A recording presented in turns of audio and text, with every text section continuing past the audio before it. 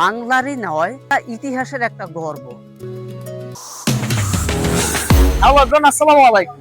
আজ এখন আছি যশোর জেলার চূড়ামুনকাঠি বাজারে। আর এই যশোর জেলার বিভিন্ন দর্শনীয় স্থানগুলো আপনাদের মাঝে আমি উপস্থাপন করব।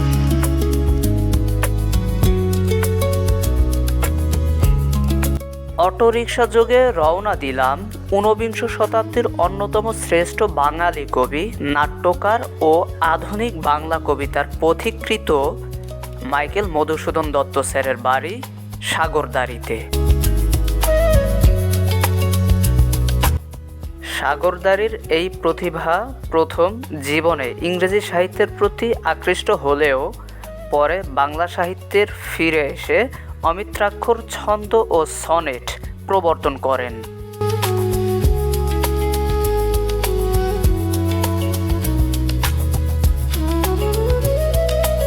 তার বিখ্যাত সাহিত্যকর্মের মধ্যে মেঘনাবধ কাব্য, শর্মিষ্ঠা ও বীরাঙ্গনা কাব্য উল্লেখযোগ্য।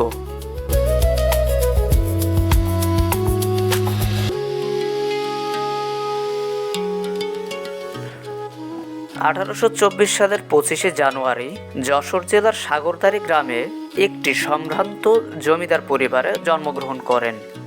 তার বাবা রাজনারায়ণ দত্ত ছিলেন কলকাতার একজন প্রতিষ্ঠিত উকিল এবং মা জাহ্নবী দেবী।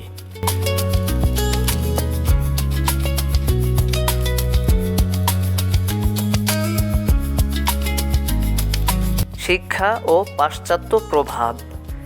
কলকাতায় হিন্দু কলেজে পড়ার সময় ইংরেজি সাহিত্যের প্রতি তীব্র আকর্ষণ তৈরি হয় এবং তিনি ইংরেজি ভাষার সাহিত্য চর্চা শুরু করেন। তিনি পাশ্চাত্য সংস্কৃতির অনুরাগী ছিলেন এবং 1843 সালের খ্রিস্টান ধর্ম গ্রহণ করেন, যার ফলশ্রুতিতে তার নামের প্রথমেই মাইকেল শব্দটি যুক্ত হয়।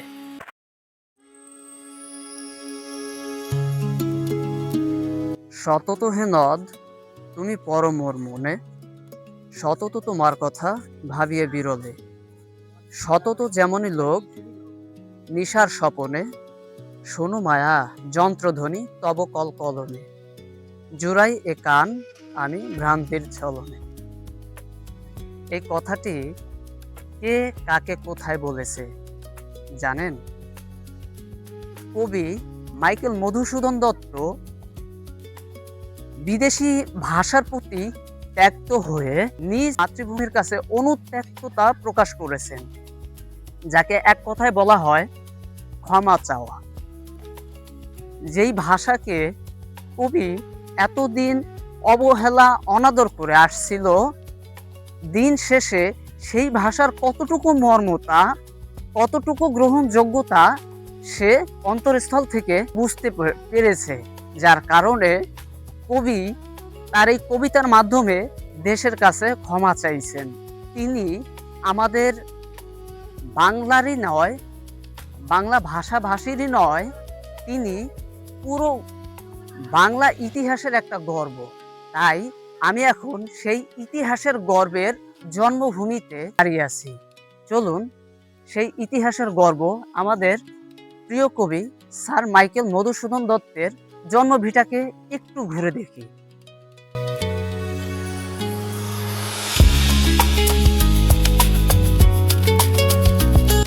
সাহিত্যে ফেরা ও অবদান।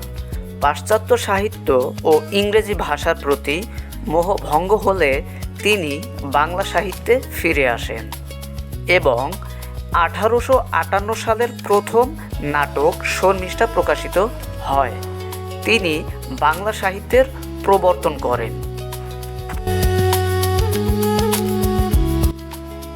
অমিত্রাক্ষর ছন্দ, মেঘনাবধ কাব্য 1861, সনেট, চতুর্দশপদী কবিতাবলী 1866, আধুনিক নাটক ও প্রহসন, শর্মিষ্ঠা প্রথম নাটক, একে কি বলে সভ্যতা, বুড়ো শালিকের ঘরেরও ইত্যাদি।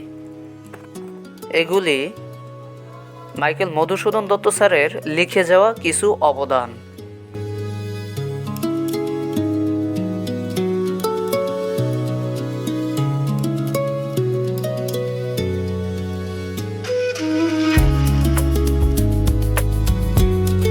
এখন যে কক্ষে প্রবেশ করলাম এটি হচ্ছে এই পুরো বাড়ির প্রার্থনা কেন্দ্র বা হিন্দু ধর্মাবলম্বীদের মন্দির।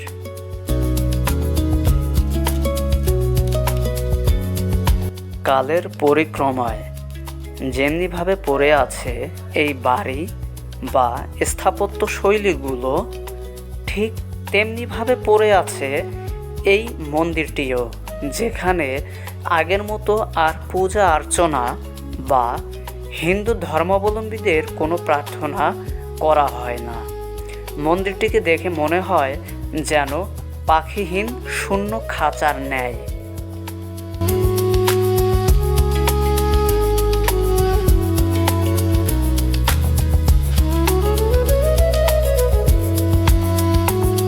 ব্যক্তিগত জীবন ও করুণ পরিণতি। কর্মজীবনে তিনি ইংরেজি ভাষার প্রতি মোহ এবং অতিরিক্ত বিলাসী জীবনযাপনের কারণে প্রচুর ঋণে জর্জরিত ছিলেন। ঈশ্বরচন্দ্র বিদ্যাসাগর তাকে বেশ কয়েকবার দেউলিয়া অবস্থা থেকে রক্ষা করেছিলেন।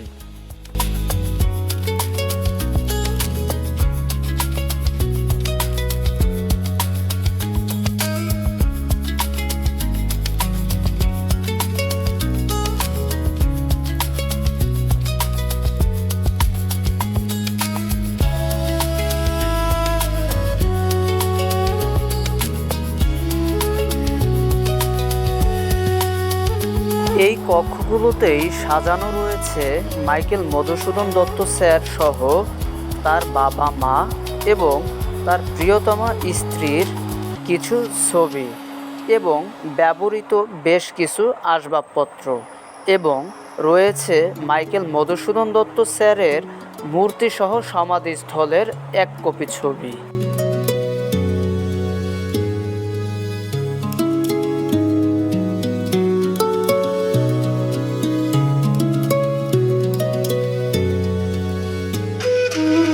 হচ্ছে তখনকার সময়ে ব্যবহৃত কিছু আসবাবপত্র।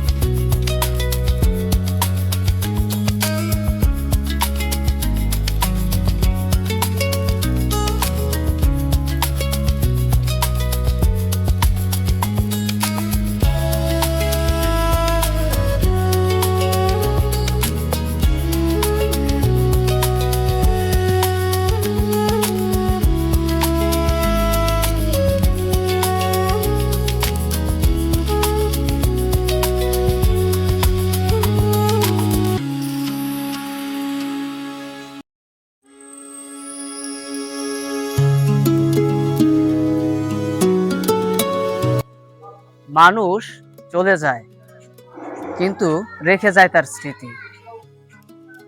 ঠিক তেমনি মাইকেল মধুসূদন দত্ত স্যারের বাড়ির প্রত্যেকটি ইট, প্রত্যেকটি কণার কণারে মনে হচ্ছে ঠিক তেমনি কিছু একটা ইঙ্গিত দিচ্ছে বা দিয়ে আসছে। তাই মাইকেল মধুসূদন স্যার সম্পর্কে জানতে হলে, তার জন্মভিটা দেখতে হলে একটাবার হলেও আপনার এখানে আসতে হবে।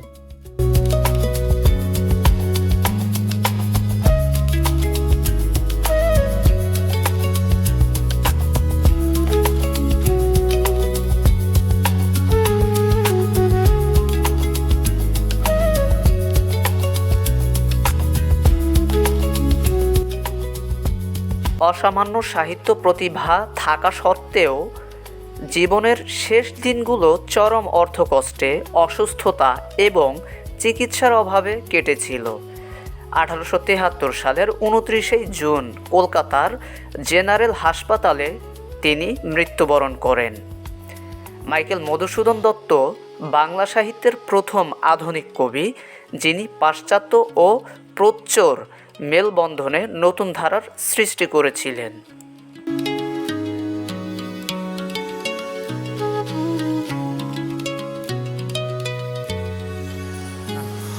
সর্বোপরি একটা কথাই বলবো, এখানে আসার পর নিজের মনের ভেতর যেই আকাঙ্ক্ষা, যেই আশাটা ছিল, সেটা দ্বিগুণ থেকে আরো দ্বিগুণতর হয়ে উঠেছে। কারণ এখানে মাইকেল মধুসূদন দত্ত স্যার আমাদের মাঝে নেই, কিন্তু তার রেখে যাওয়া অজস্র স্মৃতি এই জায়গাটি বহন করে আসছে। শারীরিকভাবে না থাকলেও মানসিকভাবে এবং তার কাজকর্মের মাধ্যমে তিনি রয়ে যাবেন যুগের পর যুগ।